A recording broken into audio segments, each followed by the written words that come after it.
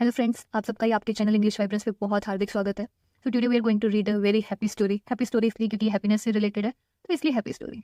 सो time ना waste करते हुए जल्दी से स्टोरी को स्टार्ट करते हैं क्योंकि स्टोरी बहुत ही इंटरेस्टिंग है।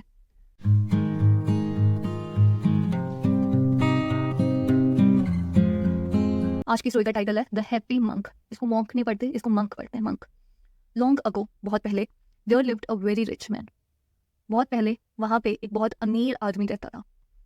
एज ही बिकेम ओल्डर, जैसे ही वो बूढ़ा होने लगा, ही रियलाइज्ड दैट, उसे एहसास हुआ, both the rich and the poor suffered equally, कि दोनों अमीर और गरीब, सफर होता है सहना, कि एक समान सहते हैं व्हेन दे वर ओल्ड, जब वो बूढ़े हो जाते हैं। एनलाइटेंड, एनलाइटेंड का मतलब होता है समझना किसी चीज़ को, कि किसी चीज़ को लेके आश्चर्य हो जाना या उस चीज़ को समझ जाना कि हाँ ये चीज़ है। He left behind his luxurious life.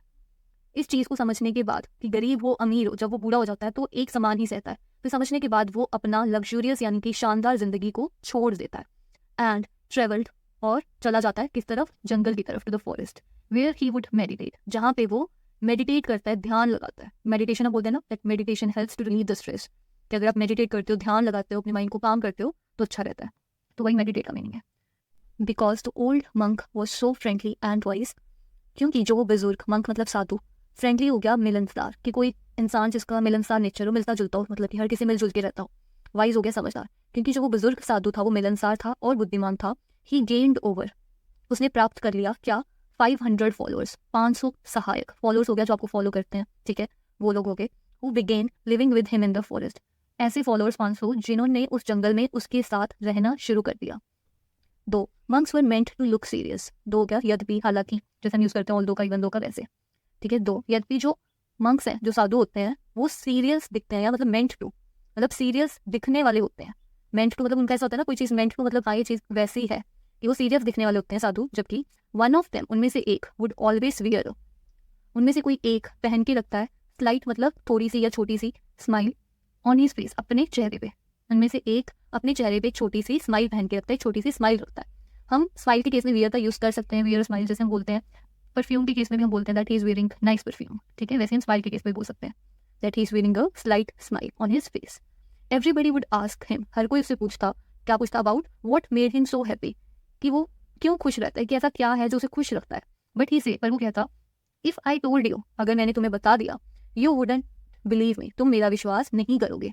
And if you thought, और अगर तुमने सोचा, आई स्पोक अ लाई, मैं झूठ बोल रहा हूँ, speak present, spoke past, it would dishonour my master, तो ये मेरे मास्टर हो गया गुरु। डिसऑनर होता है अपमान, ऑनर का मीनिंग क्या होता है, सत्कार, डिसऑनर का मीनिंग क्या होता है, अपमान, तो ये मेरे गुरु का अपमान होगा।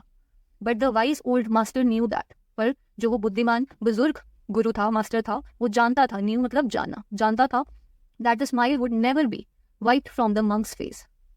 वाइट होता है किसी चीज का मिटना, ठीक है, मिटा देना, हम बोलते नहीं वाइप योर फेस, कि अपने फेस को अच्छे से साफ कर लो, ठीक है। कि जो स्माइल है वो उस मंक, उस साधु के चेहरे से कभी भी मिटेगी नहीं, कभी भी जाएगी नहीं। ये वो जो बुजुर्ग वाला साधु था, ये वो अच्छे से जानता था हैप्पी मंक के बारे में। First happy monk was his number 1 assistant, तो इसलिए जो वो खुशहाल साधु था, मंक था, वो उसका, उस बुजुर्ग वाले का सबसे पहले नंबर का असिस्टेंट था। असिस्टेंट मतलब सहायक, सबसे पहले नंबर का असिस्टेंट था उसके लिए। आगे क्या है, one spring the monks decided to go to the city. Spring होता है वसंत, जैसे अपने यहाँ बसंत ऋतु आती है, वैसे वसंत का मौसम। तो एक बार वसंत के मौसम में मंक्स, जितने भी साधु लोग होते हैं, वो तय करते हैं शहर जाने का। The king welcomed the monks, और जो शहर का राजा होता है वो उनका, उन साधुओं का स्वागत करता है, वेलकम करता है। उसकी बाद है, this great king took his responsibilities as a ruler very seriously, तो जो वो महान राजा होता है, वो रिस्पॉन्सिबिलिटीज, जिम्मेदारियां, वो अपनी रिस्पॉन्सिबिलिटीज को लेता है एज अ रूलर। रूलर क्या होता है, शासक, जो मतलब चलाता हो किसी चीज को, रूल करता हो, शासन करता हो किसी चीज पे। वेरी सीरियसली, सीरियसली क्या होता है, गंभीरता। तो जो महान राजा होता है अपनी जिम्मेदारियां, जो उसकी एक रूलर होने के प्रति जो जिम्मेदारियां होती हैं, जो शासक होने के, क्योंकि वो शासक था तो उसकी जो जिम्मेदारियां थी, तो उसको वो बहुत सीरियसली, बहुत गंभीरता से लेता था। But he was always worried, पर वो हमेशा परेशान रहता था। समटाइम्स, कभी कभी, हिज वाइफ्स, उसकी पत्नियां, फोर्ट फॉर हिज अटेंशन, मतलब उसकी अटेंशन पाने के लिए वो लड़ती रहती थी, उसका ध्यान पाने के लिए अपनी तरफ लड़ती रहती थी। और जो उसके बेटे थे, and his sons fought amongst themselves, तो उसके जो बेटे थे वो आपस में लड़ते रहते थे। अमंग्स्ट मतलब आपस में लड़ना, आपस में लड़ते रहते थे किस चीज़ के लिए, फॉर द थ्रोन। थ्रोन क्या होता है, सिंहासन, ठीक है। तो जो वो, मतलब कि उसका जो सिंहासन था राजा का, उसके लिए उसके बेटे आपस में लड़ते रहते थे। समटाइम्स, कभी कभी, अ डिससेटिस्फाइड, सेटिस्फाइड होता है संतुष्ट, डिससेटिस्फाइड होता है असंतुष्ट। तो कभी कभी ऐसा असंतुष्ट वाक्य सब्जेक्ट या कभी कभी ऐसा, ठीक है, वो थ्रेटन हिज लाइफ, उसकी लाइफ पे खतरा बना देता था, उसकी लाइफ को खतरे में डाल देता था। And he was constantly worried about the finances of his company, और वो लगातार परेशान रहता, अपना किंगडम होता है राज्य, अपने राज्य के फाइनेंसेस, मतलब जो भी आप फाइनेंसेस, पैसे से रिलेटेड जो भी चीज़ें हैं, ठीक है, जो उसका कमाया हुआ है, ठीक है, एसेट्स हैं या कुछ भी है, उनको रिलेट के वो हमेशा परेशान रहता कि क्या होगा। He never had the time to be happy, उसके पास कभी वक्त ही नहीं था खुश होने का, क्योंकि कभी ना कभी वो अपनी बीवियाँ उसकी लड़ रही हैं, उसके बच्चे लड़ रहे हैं, कभी कभी वो वैसे ही उसकी लाइफ पे जान पे खतरा बना रहता है, कभी कभी उसको पैसों की, अपने राज्य की टेंशन है, तो वो कभी भी खुश नहीं रह पा रहा था। When it was time for the monks to go back to the forest, जब वक्त आता है उन साधुओं का जंगल में वापस जाने का, the king, Raja, approached the master, जो सबसे बुजुर्ग वाला मास्टर होता है, गुरु होता है, उसको प्रस्ताव रखता है। अप्रोच होता है प्रस्ताव रखना, मतलब एक काइंड ऑफ बोल सकते हैं निकट आके बात करना या प्रस्ताव रखना। तो प्रस्ताव रखता है वो एक, मतलब गुरु के सामने, और कहता है and said, if your disciples wish to go to back, अगर तुम्हारे डिसिपल्स होता है शिष्य, ठीक है, जो तुम्हारे शिष्य हैं, अगर वो वापस जाना चाहते हैं, दे आर मोस्ट वेलकम, तो उनका स्वागत है, वो जा सकते हैं। But you are old and weak, पर तुम बूढ़े हो गए हो और कमजोर हो गए हो, what will you go back to the forest for, तुम किस चीज के लिए जंगल में वापस जाओगे? क्या तुम बूढ़े हो गए, कमजोर हो गए, तुम क्या करने जा रहे हो जंगल में, मतलब किस चीज के लिए जाओगे? Please remain in the garden of pleasure, ठीक है, गार्डन क्या होता है, बगीचा, प्लेजर होता है आनंद, खुशी, ठीक है, कि तुम यहाँ पे इस आनंद भरे माहौल में, आनंद भरे बगीचे में रहो, and allow us the opportunity, opportunity क्या होता है, अवसर, और हमें ऐसा अवसर दो तुम्हारी सेवा करने का, तुम्हें सर्व करने का, सर्व क्या होता है, सेवा करना। But the monks didn't agree, पर जो उसके शिष्य होते हैं, ठीक है, वो नहीं मानते।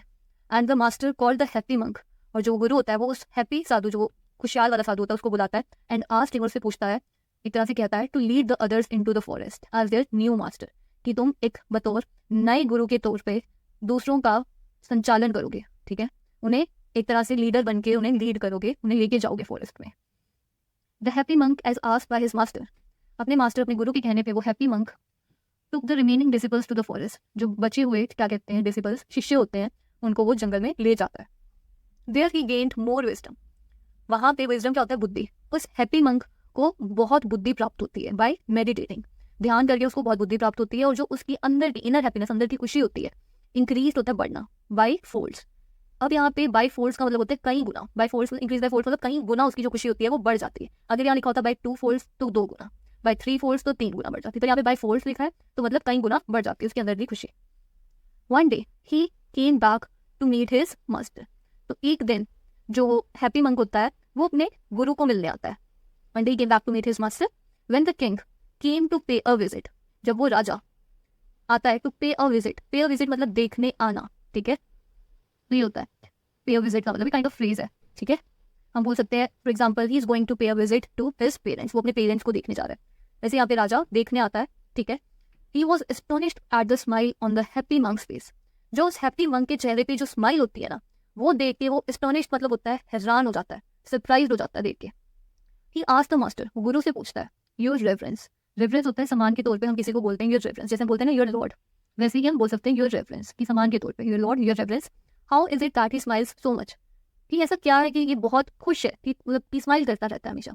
Does nothing in the world worry him, क्या ऐसा कुछ नहीं है दुनिया में जो इसको परेशान करता हो, कि जो हमेशा हंसता रहता है। अब आता है answer, you wouldn't believe if I told you, said the master, गुरु कहता है कि तुम मेरा विश्वास नहीं करोगे अगर मैंने तुम्हें बता दिया। यही same line happy monk starting में बोलता है अपने जो भी उसके कंपेनियंस होते हैं उनको, स्टार्टिंग में लाइन बोलता है कि तुम विश्वास ही नहीं करोगे अगर मैंने बता दिया, क्यों खुश रहता हूँ। तो बोलता है master, he was once a king, एक बार ये राजा था, सेम एज यू, तुम्हारी तरह ही, जस्ट एज माइटी, तुम्हारी तरह ही महान, जस्ट एज फेयर, तुम्हारी तरह ही जायज, बिल्कुल। बट ही रियलाइज दैट, पर उसको एहसास हुआ, true happiness lies neither in power nor in wealth, कि जो असली खुशी होती है वो ना ही ताकत में है और ना ही पैसे में है। True happiness lies in freedom from it, जो असली खुशी है वो इन सब चीज़ों से जो आज़ादी है ना उसमें है, कि आपको इन सब चीज़ों की भूख नहीं, आप इन सब चीज़ों से आज़ाद हो, उसमें असली खुशी है। He left all that behind, उसने ये पावर, ये वेल्थ, ठीक है, ताकत, पैसा, ये सब कुछ उसने छोड़ दिया। एंड सिंस देन, तब say that smile has not left his face, तब से ये जो स्माइल है, ये जो खुशी है इसके चेहरे से कभी नहीं गई।